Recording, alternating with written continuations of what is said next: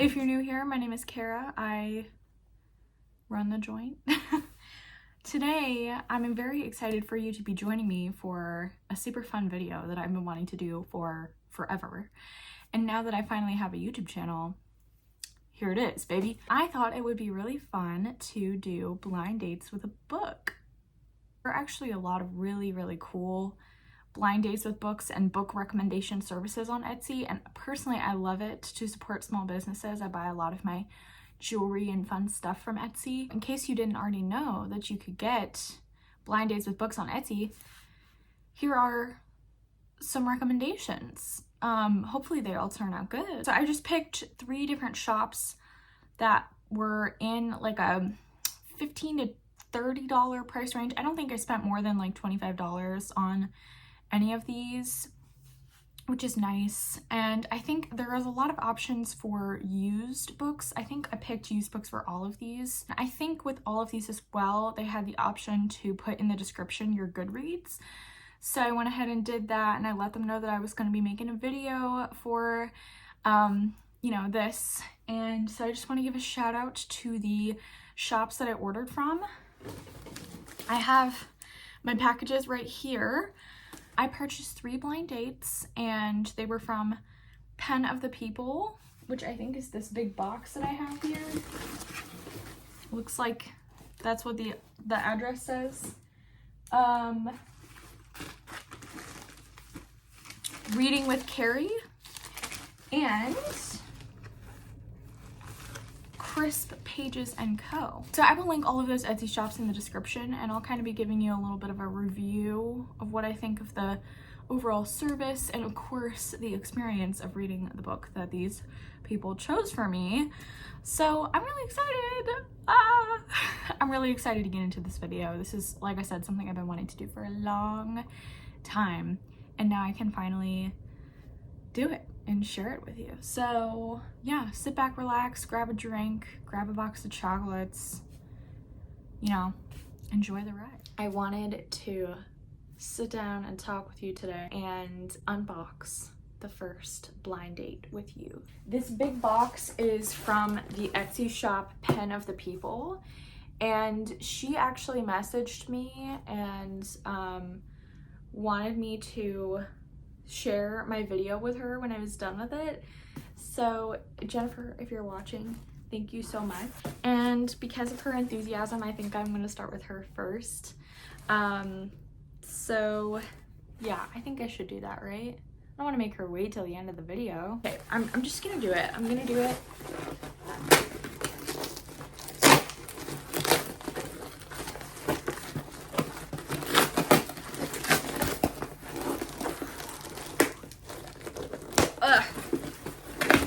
Okay.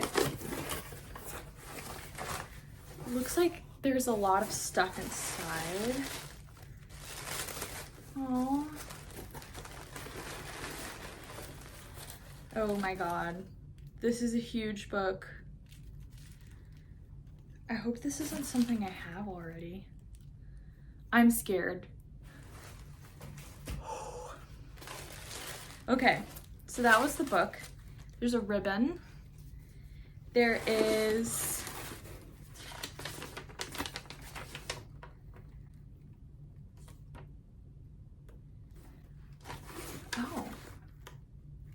there's a crossword.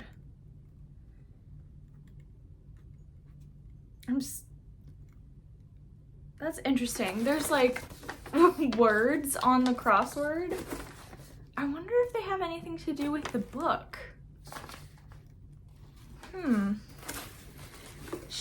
She also sent me like a little, wow, a moon phase bookmark. Some chocolate, dark chocolate and cappuccino chocolate. We also have some, like tinsel fuzzy socks, which these are amazing, and I'm gonna put them on immediately. And oh, okay, this is she said this was one of her favorite books of all time. All right, thanks, Jen. Okay, this one's for you.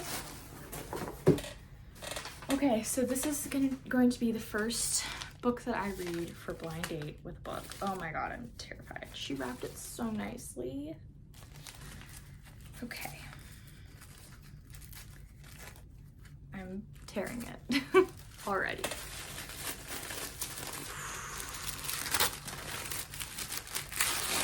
Try not to look. Oh! Look at this. Look at this. Oh, it's so cute. It's so pretty. Okay. I almost don't want to. Oh, I already tore it.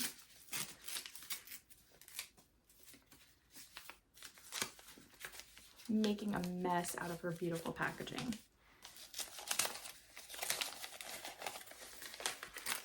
Oh my god, she wrapped it 3 times.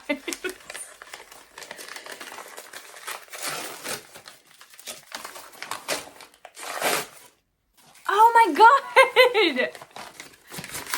Oh, I know this one. It's wrapped again, but I can see what it is.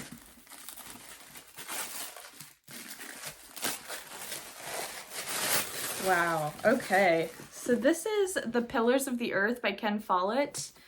We have this book at the library and I see it all the time, and that is so interesting. Wow, this book is huge. Oh shit. It's very floppy. Wow. Wow, this book is so floppy. It's very, very nice edition. Ooh. What is it about? An extraordinary epic buttressed by suspense. A mystifying puzzle involving the execution of an innocent man, the erection of a magnificent cathedral, romance, rivalry, and spectacle. A monumental masterpiece, a towering triumph from a major talent. It tells the story of Philip, Prior of Kingsbridge, a devout and resourceful monk driven to build the greatest Gothic cathedral the world has known. Of Tom, the mason who becomes his architect, a man divided in his soul. Of the beautiful, elusive Lady Elena, I think is how you say it, haunted by secret shame, and of a struggle between good and evil that will turn church against state and brother against brother. A spellbinding epic tale of ambition, anarchy, and absolute power set against the sprawling medieval canvas of 12th century England. This is Ken Follett's historical masterpiece. Wow. Oh my god. This book this book is like almost 1,000 pages long. Okay, okay, queen.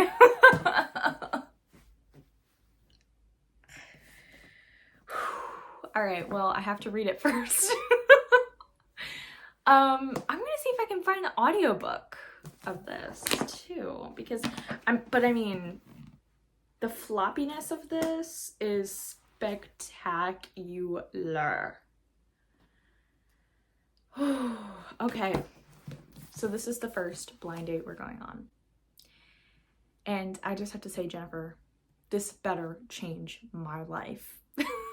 This better change my life. I love this bookmark though, by the way. This is amazing. I love the moon.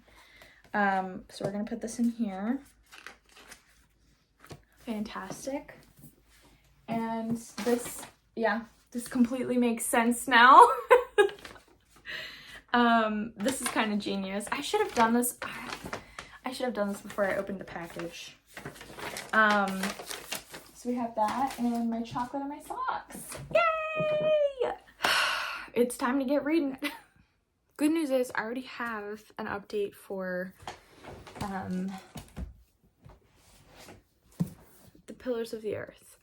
So I did a little bit of research. This is one of the most highly rated books I have ever seen on Goodreads. It has 756,475 ratings and a 4.34 on Goodreads, which is crazy. This book also is 976 pages. I was able to get the audio on Libby. I just put it on hold a few minutes ago, and it was like, might be 2 weeks wait. And I was like, okay, no problem. And then it just came in for me. So I have that book. It is a 41-hour audiobook, which is awesome. That is like literally 4 full-length audiobooks that I listen to, all wrapped up into one. So this is awesome. I guess I'm glad that I picked this one first. Undoubtedly, hopefully, it's gonna be the longest one. Guess I'm gonna go ahead and dig in. Hey y'all, it's me and Zena here. She said, I just wanted to come on here and update you that I'm about 20% into Pillars of the Earth. I don't have it with me right now. I've been mostly listening to it on audio. I did read like one of the chapters without it, but the way that the audiobook is split up is by chapter, but each chapter is like a couple hundred pages long, like 100 to, I don't know, they're long chapters. So I can't, like, it's hard for me to find my place if I get, you know, go back and forth between the book and the audiobook. But I'm about 20% into the book, which I figured is good enough to give you an update, because I'm here to tell you that I'm feeling like I'm hitting a wall a little bit. It's not that I'm not enjoying it, because I am. It's like, I don't know, it's like chill enjoyment level. Like, there's not actually that much going on, even though there is. It's like an epic story. There are 3 main characters. Kind of, I mean, there's 3 storylines. Well, in the synopsis, there's 3 characters that we are supposed to be following throughout the book. A mason named Tom, a priest or a prior named Philip, I think. It's either Philip or Peter. I think it's Philip though. And a noble woman / princess. She's the Earl's daughter. Don't really know what her title is. But her name is Aliena. Her name is Aliena.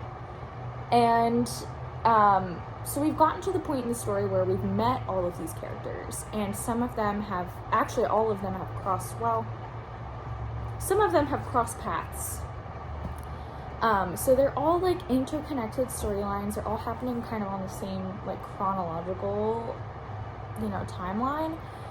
But we're just jumping back and forth between perspectives basically. And it's all told from an omniscient narrator who is like, you know, on the outside looking in, reading these people's thoughts, but we're following like different situations that they're in.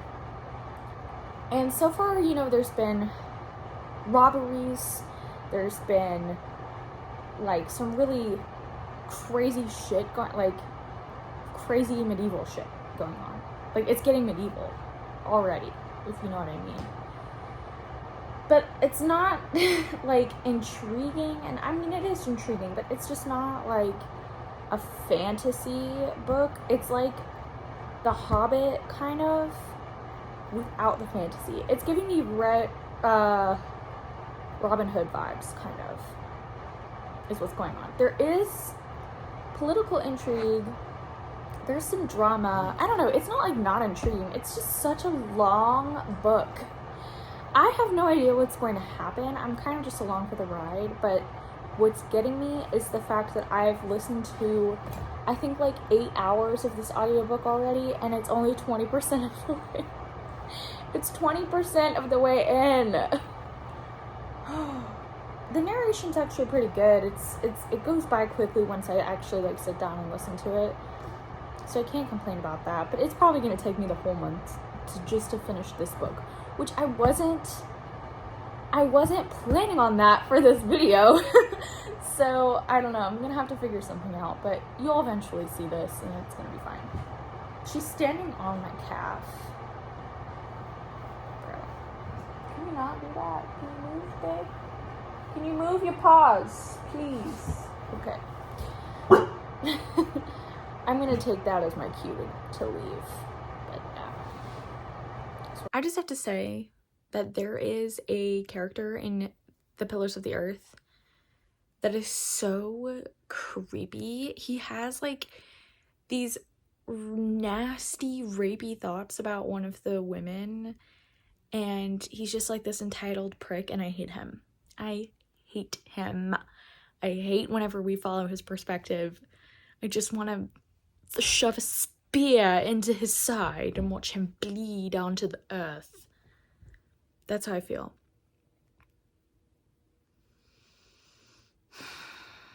I hope something really bad happens to him.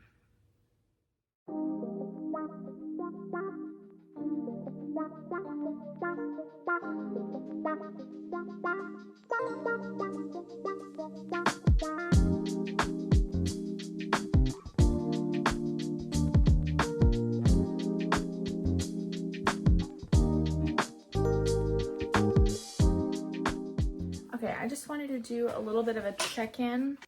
So, we're 50% of the way into the book, and I definitely have a few thoughts to commemorate what's going on. At this point in the story, all of the characters that we have seen in the synopsis have come together. Like, they've all been in the same place. They've all converged paths. They've all been involved in each other's journeys so far to certain extents. So we've seen them all develop as characters individually, and then how they interact with each other and how their stories influence the other characters. So that's promising. We're also making progress toward building a new cathedral, finally, and people are beginning to make names for themselves. Some of the characters that started out in the beginning of the story that were kind of shit out of luck, they're starting to find their ways. There's one character in here that I hate so much. I literally want to pick up this book of the book and throw it across the room in the general direction of the character, because he is insufferable. And I will say, even though I hate this character and I hate everything about him and I hate that he's even in the story at all, I do realize and admire that when an author can write a character that I hate so viscerally, that's kind of a good thing for the author, because it means that I'm feeling very immersed in the writing in such a way that I want to see this character's downfall so badly. So that's good. I mean, I wouldn't say I'm as invested in any of the other characters, which is interesting. Of course, I want them all to be successful, and I want them all to live prosperous lives and not be inflicted with this tyrannical mess of a character that I'm speaking about. But there's nothing that I want more than to see this particular character fall off his horse and be impaled on a rock, a very sharp rock or sword or something. I feel like, I don't know, I can't really explain to you the plot, like what's happening, because there's just so much going on. There's like different plots all happening at the same time, and they're all in the same land and the same time period, involving the same people. So it's very complex, but it's not too boring, because there's a lot of double crossing. There's a lot of life being life. There's a lot of scheming and just preposterousness, and it is interesting, and it's kind of fun to, like, I don't know, just transport yourself into a medieval time, you know, for a little while. And that's, I don't know, I don't have like very many strong feelings about this, except that I hate the one character so badly. And I can't really explain what exactly is going on because it's just so like, it's just simmering. The whole thing is kind of simmering and bringing the plot forward, but I know we're not really gonna get like, I'm definitely not gonna have like more cohesive thoughts than this until it's over. But I did want to do a 50% check-in because this is so damn big. And yeah, so I'm just gonna keep trucking and we'll see how it goes.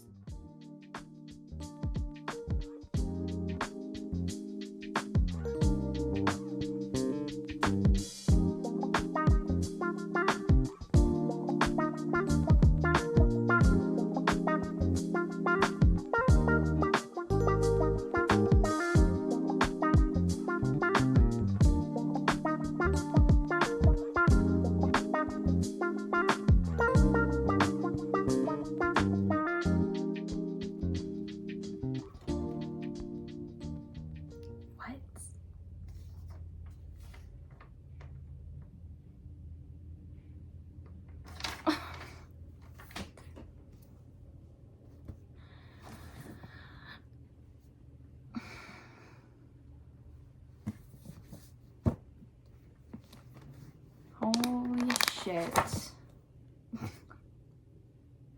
That's it? That's the ending?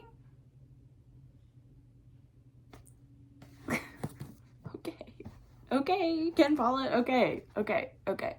Here's the deal. I finished The Pillars of the Earth, as you just saw. I'm kneeling on my bed so you can see me. So, holy shit, it took me 25 days to read that. And you might be thinking, Kara, that's not really a long time. That's less than a month to read a 1,000-page book. That's really not that bad. But I feel like I have been reading this book for 4 years. I can't believe it's over. I think I'm gonna talk to you about the books like at the end of the video because it took me such a long time to read this. I need to sit with my thoughts before I have something conclusive to say to you. But here's what I have for now. The villain gets what he deserves. Thank God, because if he didn't, I actually would have thrown my book across the room. And this thing weighs like at least 5 pounds, okay? Would have done some damage. There are multiple villains in this book, but the one I'm talking about specifically that I hate, that we get like most of the point of view of out of all the villains, I'm really happy he got what he deserved. Conversely, one of my favorite characters, who is the woman Aliena, she also gets what she deserves, but she deserves the world. And I do like the way that even though this is set in the 1100s and women are generally not in positions of power, Aliena does, of course she sees her downfalls because they still live in a misogynist society, but she ends up on top and she gets everything that she has been fighting for her whole life, which slay. I feel really good about that. All of the loose ends are tied up more or less pretty well, I think. However, I don't really get what the last chapter, like the very, very last like part in the chapter, the last 2 pages of the book, I don't get the significance of. I just read it and I was like, what? This is almost like we're like introducing a new plot line. Like, why are we doing this? Speaking of, I think my biggest gripe about this book is that it was way too fucking long. It was way too long. There could have been more succinct arguments made. I think it just kept going on for the sake of going on. And I know Ken Follett was trying to make this like an epic. It's a generational tale. It starts when a lot of the characters that we first meet are young, and then it ends with their kids. So it is like a saga in that sense.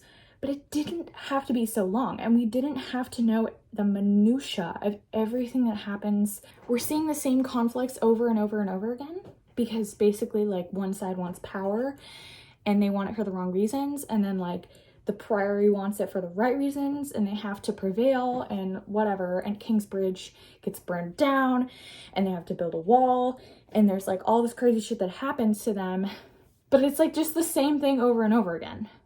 Like, I think the same point could have been made more succinctly and more believably by maybe we just hear about some of those things and we don't actually have to see them and read about them for 50 pages. That being said, there's something about this book I can't really put my finger on that still engrossed me, even though it was so fucking long. And at times I was like, what is the point of this? Where are we going with this? What does this mean? But it wasn't like boring, if that makes sense. There's a bee outside my window. Yay. Oh, the sun just went away. I'm sorry. It'll come back eventually. This is my sign to wrap it up, right? Overall, I think it was way too long, but Ken Follett, I mean, he can just take a concept and run with it. And I will give him props for writing a book that is inevitably entertaining, even though I didn't really feel like I kind of went into it being skeptical that I was going to enjoy it, but I did enjoy it. So right now I think I'm sitting on a 4-star. I might change my mind later, but overall, I looked forward to my time with this book when I wasn't reading it. And while I was reading it, it didn't really seem like a slog, but it did take me 25 days to read. So I don't know, I'm a little conflicted about that, but yeah, I don't know. It was interesting. I don't normally read historical fiction, especially not medieval historical fiction about a priory, but I mean, I wouldn't be like opposed to reading more books about Kingsbridge in this world that Ken Follett has created. Apparently there's one about Vikings. We might have to check that out. But yeah, I did it. I honestly thought that I wasn't going to be able to finish this, and then this video idea was going to die before it even started. But guess what? Book number 1 is done. So now we are going to look forward to book number 2. Full disclosure, it is almost the end of February when I'm filming this clip currently, so I still have 2 books to read in a week, but they're way shorter than 973 pages, so I think I can do it. Stay tuned. Okay, I have decided that I'm going to go ahead and open the next book in this video. Okay, I'm choosing this one. This is from Crisp Pages & Co. on Etsy. Let's see what we've got.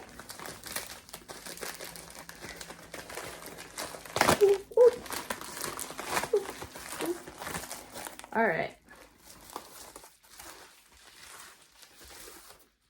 Ooh, very exciting. Oh, we got a little bookmark, branded bookmark. This is fun.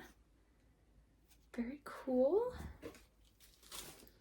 And this just has a little sticker on it that says, "Thank you for supporting my small business." Very cute. Is it wrapped up inside? I think it is. Tissue paper. It's coming off. Oh. Okay, so this is the one that I ordered that came with tea. So this is a cinnamon spice black tea, which is great because cinnamon is my favorite. And we have emotionally attached to fictional characters. Very nice. We also have something in this little pouch with an elephant on it, and a little mini composition book. Oh, that's cute. I'm gonna open this up first.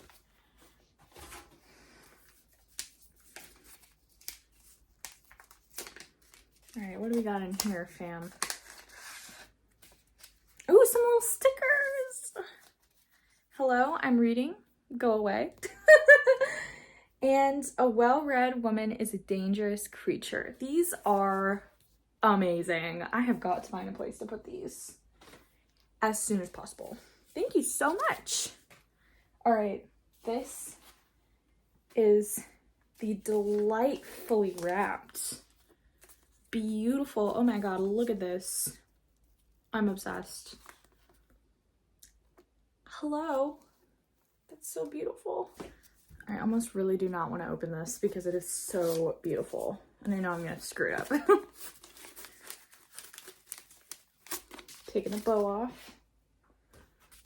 I love this stamp up here. Whatever that is.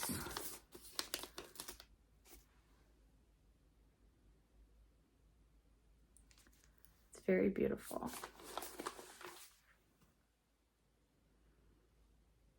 It's not focusing, but I love it.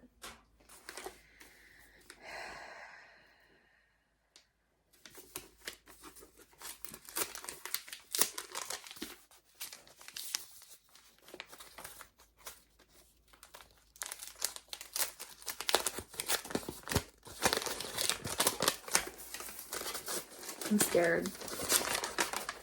Oh. Oh. I have never heard of this one before. How to Find Your Way Home by Katie Regan.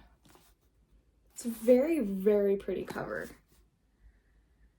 What if the person you thought you'd lost forever walked back into your life? Oh boy. All right. So this is what it's all about, okay? A warm, uplifting novel about the unshakable bond between siblings and whatever happens when a sister discovers her long-missing brother in the most unexpected place. Okay. Emily has been looking for the same face in every crowd for more than a decade, her brother's. She'll do anything to find him. She just never expects that one day he will walk through the door of the London housing office where she works, homeless and in need of help. Emily's overjoyed to see Stephen, her older brother, her hero, the one who taught her to look for the flash of a bird's wings and instilled in her a love and respect for nature's wonders, and invites him to live with her. But the baggage of the day that tore them apart almost 20 years before is heavy. As they attempt to rebuild their relationship, they embark on the birding adventure they'd always promised to take when they were just children running wild in the wetlands of Canby Island. And so, amid the soft, familiar calls of the marsh birds, they must finally confront what happened that June day, and in all the days since, if they are to finally find their way home. This is great. I've never heard of this one. So this is I'm guessing like a literary fiction, family saga type deal. I generally eat those up, so I think I'm really gonna like this. Thank you so much. Oh my god. This is cool. I kind of wasn't expecting to get a book I'd never heard of, even though that's kind of like the whole point of this, which I'm actually really happy about, so. Yay, book number 2. Hey, I'm breaking out really bad today, so let's just pretend like my face is beautiful and clear and normal, and I'm gonna talk to you about this book. I haven't broken out this badly in years. I don't know what's going on with me. I don't know what's going on with me. I think I'm just stressed out. Okay, so How to Find Your Way Home. This is blind date with book number 2, and I'm finally getting around to this because I finished The Pillars of the Earth not too long ago, thank God, so I can move on with my life. So How to Find Your Way Home by Katie Regan is the book that I'm reading next because it is the next blind date that we have. And this one, I gave a little brief synopsis when I opened this. I think basically what's happening is Emily and Stephen are siblings and they grew up in Canby Island in Essex. So it's set in the UK.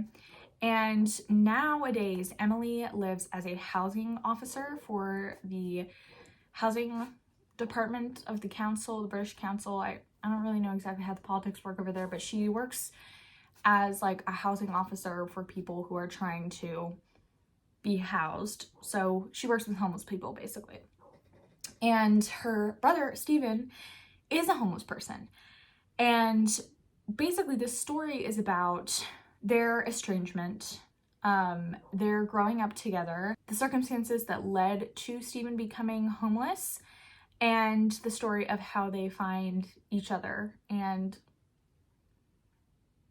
find their way back home, I guess.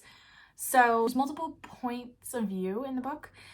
There are Emily's point of view told in first person, Stephen's point of view told in third person, and there's a third point of view that's an omniscient narrator who is telling the story of Stephen and Emily growing up in Canby Island and what happens. Stephen is a very avid bird watcher. So even when he's like homeless on the streets, he wears binoculars everywhere.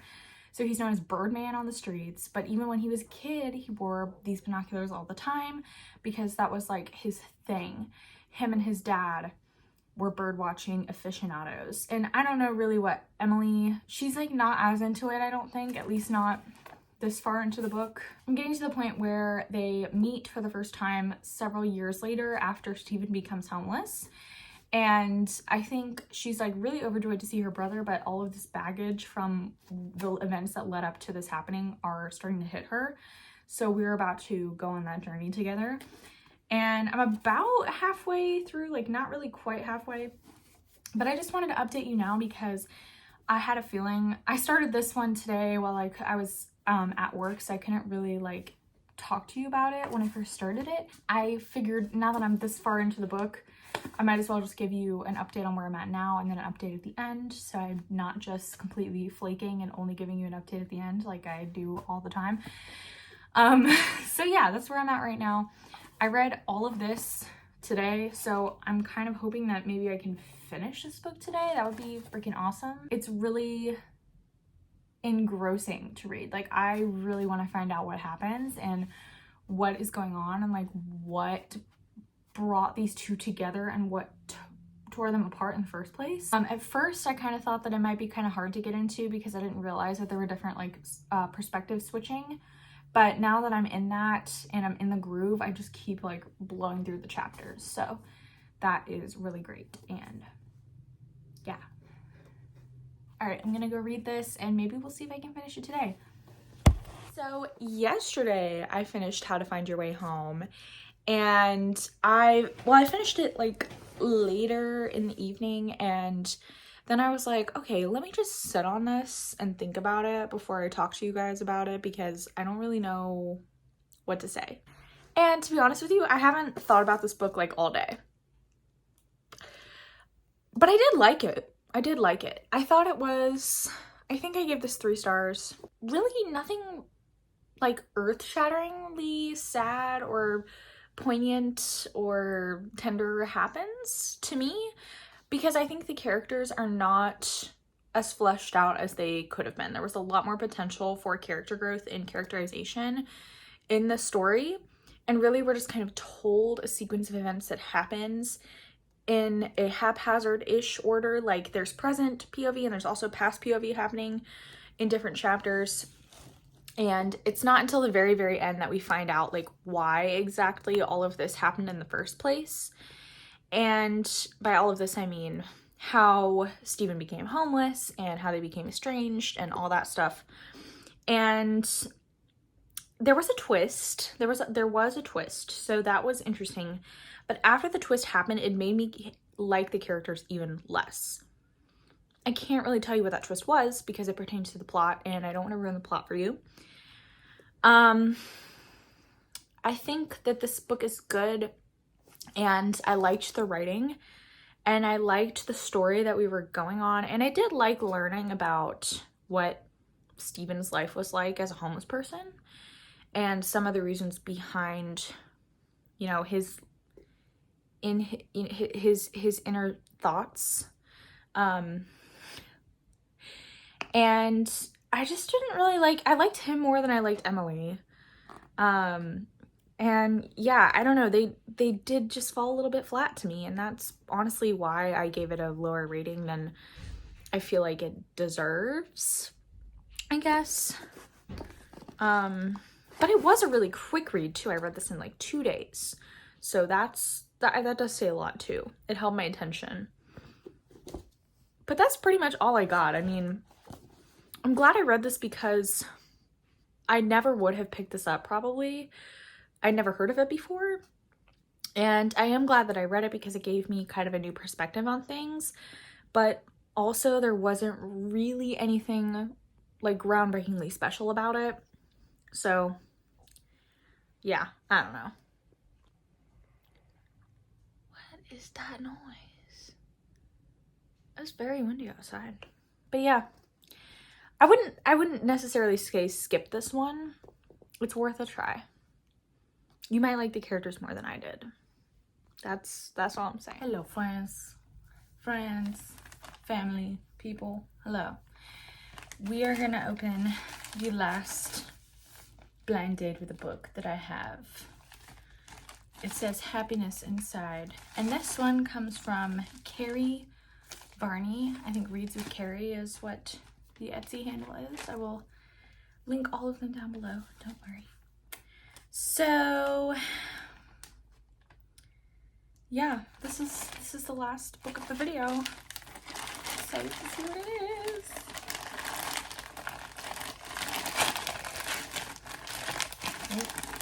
Oh no. Tearing it up already. Okay.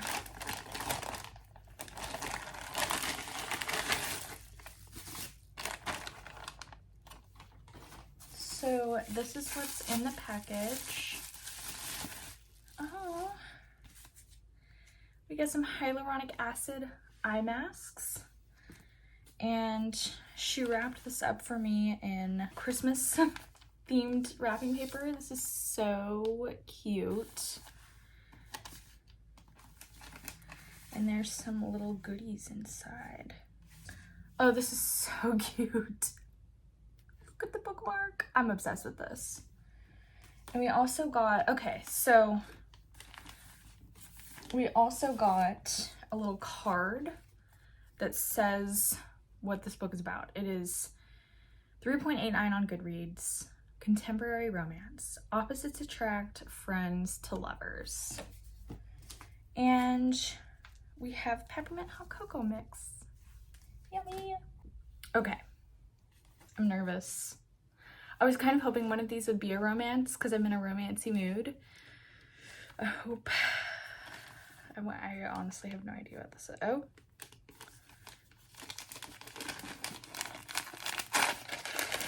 I really like this. I don't want to ruin it.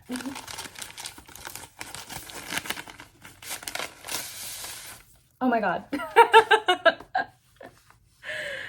Oh, it's people we meet on vacation. How fabulous. So we also got some more stickers. Hot Girls Read Books. They're all like holographic. I really like that. Cute. This is funny because I have actually never read an Emily Henry book. So this is going to be my first Emily Henry. Oh my god. This is going to be interesting. I'm a little bit scared that this is going to be my first Emily Henry because this is the one that people dislike the most. Well, this is going to be interesting. I already own Beach Read. I just haven't read it yet. Book Lovers is one I really want to listen to on audiobook, but I also kind of want to own that too. I haven't read Happy Place. Funny Stories coming out soon. So, you know, 2024 needs to be the year of Emily Henry, and I guess this is the one that we're starting with first. But you know what? Kayla liked this book, so I think it's going to be okay.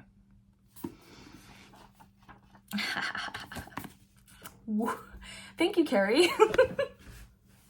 This is going to turn my world upside down. I just know it. Hello. So it's February 29th, Leap Day. And today I started People We Meet on Vacation, which is my last book for this video. What happened was I was so caught up with trying to finish The Pillars of the Earth, and I finished How to Find Your Way Home pretty quickly, but then I just got distracted reading other books, and then I wasn't able to start this one yesterday like I planned to, because I feel like even though this is kind of long, I probably could finish it in 2 days, but now I have to finish it in 1 day because I'm crazy. So I'm on my break right now reading. I have like 30 minutes, so we're gonna see how far I can get in 30 minutes, and hopefully I can get to, I'm on page 60 right now, so hopefully I can get to at least page 100, and that way I know I'll be able to finish this book tonight because I read 200 pages of another book yesterday. So yeah. But so far I'm actually really liking it. I knew I was gonna like Emily Henry. Like, this is a no-brainer, okay? I have heard that this is her worst book though, but if this turns out well, then I will have read her worst book and gotten it out of the way and be super excited to read the rest of her books. I'm trying not to put that much pressure on it, but that's probably how it's gonna end up. So yeah, I'm reading this right now. So far, we're just meeting Poppy and Alex, and they're bopping back and forth between when they first met and kind of going along that timeline, and then the current timeline after they had some sort of falling out. I can guess the reason why they fell out, but I'm not gonna spoil that. I'm not gonna even give that any. I'm not going to humor those thoughts. I'm just going to enjoy my time and laugh out loud and sink into the Emily Henry-ness of it all. So that's where I'm at right now. And fingers crossed I can finish this book today and not be a cheater and a liar that I didn't finish this book in February. It's like a little game. Okay, I'm currently trying to binge People We Read on Vacation. This much into it right now. I feel like I'm really enjoying this, but we'll talk about that later. But I feel like I'm not really the type of person who's normally like filming the entire time they're reading their book and like stops to talk about like cheesy stuff and scenes that I like and quotes that I like I don't annotate my books. I just spend time with them while I'm reading them, you know. But I just wanted to tell you guys that I'm reading this scene where Poppy is critiquing Alex's Tinder, which, red flag. Okay, we all know that Poppy and Alex are into each other and they're just pretending. Anyway, so she's like, show me your Tinder, let me see how it looks. Of course, he's written like a 6-page long bio, and she's like picking apart how it looks from an outsider's perspective or like a girl's perspective or whatever, and she's trying to help him fix it so that he'll get a date and feel more confident about himself, whatever. And then they're like, oh, I would swipe on you. No, you wouldn't. Yes, I would. And then she shows him her Tinder profile, and she's smiling sleepily, dressed like an alien in a silver dress and face paint with aluminum antenna hot glued to my headband. That's her Tinder profile? Poppy, be fucking for real right now. You're gonna critique Alex for being in a picture with his friends and having an honest bio, even if it's a little bit too long, and that's your fucking Tinder photo? Girl, what? I think Poppy is just trying a little bit too hard to be quirky. That's what it is. Like, she isn't really that type of character in this book, but on Tinder she is apparently. And I just thought I thought that was so funny. I was like, no, I disbelieve that. That would never actually, no. No. I don't. I just think it's so funny. I don't know. I'm not accurately describing the amusement that I'm experiencing right now, but I am really enjoying this, even though it's fucking silly. Okay, I'm here to talk about the blind dates. I'm here to kind of wrap the video up. I finished People We Meet on Vacation. I really liked it. I honestly don't have like bad things to say about it. I think Alex and Poppy's relationship was like really, I don't know, I was here for the relationship, and I was mostly just really excited to read my first Emily Henry. I don't know, it was interesting that I read like her sophomore novel and like her least liked novel, but I really, really, really enjoyed myself. I read it in a day. I think it was a really good way to end off the video. I loved the traveling. I really liked to get to know the characters. Sometimes I thought they were a little, you know, much, especially Poppy. But, I mean, you can't deny that they're perfect for each other, can you? I don't know. I thought it was great. I really, like, have no notes right now. I think I really enjoyed it, and I give it 4 stars. Overall, I would say that my favorite, like, experience that I got was the second package that I opened, where I got the stickers and I got a book that I had never heard of before. That was really, really what I wanted, like, out of this video. And I got that and I was super happy with it. I also really enjoyed getting Jen's package and reading one of her favorite books and like just anticipating getting it after having that conversation with her, and I'm so excited for her to watch this video. So yeah, and of course I really liked them all. I really liked opening People We Meet on Vacation too. That was a fun surprise for me. So I don't know, I think they were all very, very good. Like, if I'm gonna recommend blind dates to you, I would recommend all 3 of these services. I think you cannot go wrong. My favorite book I think I read in this video was People Meet on Vacation. That one was 4 stars. I also rated The Pillars of the Earth 4 stars. I really, really liked that book too, but it took me way too fucking long to read. And I read People We Meet on Vacation in 1 day versus The Pillars of the Earth in like 25 days. I would rank those 2, and then How to Find Your Way Home, I unfortunately did not enjoy as much, but it was also a very quick read, and I think I enjoyed the experience of getting to read a new book I'd never heard of before more than anything. So that was pretty awesome. I had so much fun doing this video. I can't wait to do it again already. I will link each of the Etsy sellers' shops in the description, and yeah, I hope that you go give them some business and like this video and comment and subscribe, and let me know if you want to see me do like a specific genre version of this, or if you have any recommendations of like blind date businesses to buy from, like small businesses.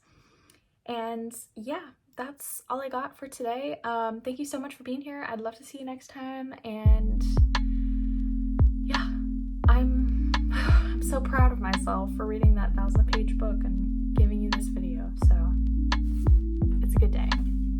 It's a good video. All right, see y'all later.